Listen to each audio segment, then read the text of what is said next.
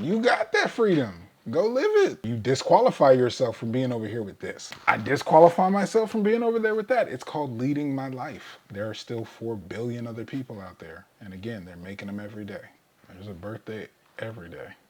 If you like them 25, you like them 30, if you like them 35, every day there's a whole batch of new ones like that. That's the abundance of it. Think just if you really grasp that, if you're choosing from having your choice of who you want, from there are more than enough. This stands out and this is special, and I'm choosing to make choices and consider. Because still along that path, there's the, because you're going to get to know them. You're going to get to see how they follow. You're going to get to start building. For masculine, it's always the audition. Can you stay on this train? Is you fucking us up, getting us off railed, or not able to follow, giving resistance? But if you're clear on what it looks like and where you're going, because there are always more. If you don't have that choice, would you rather choose from everything I want?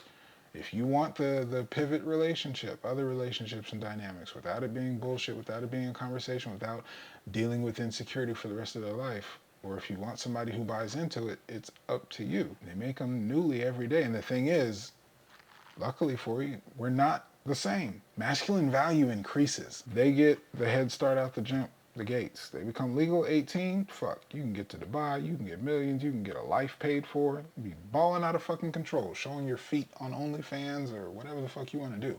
Options are endless. Hit that wall around 30 to 35. Men? Oh shit, we just getting started. It's masculine energy. You live more, you lead more.